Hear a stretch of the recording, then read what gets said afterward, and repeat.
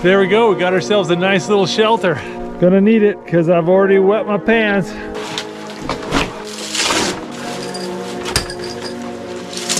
Well, this is a pretty slick little shelter. It was built in 1937, so it's almost 90 years old. Just made with logs and cedar shingles. Got a nice little shelf up here you can sleep on or use for storage.